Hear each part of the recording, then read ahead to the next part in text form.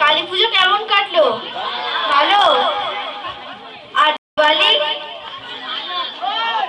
মা সিরিয়াল দেখা হচ্ছে তো?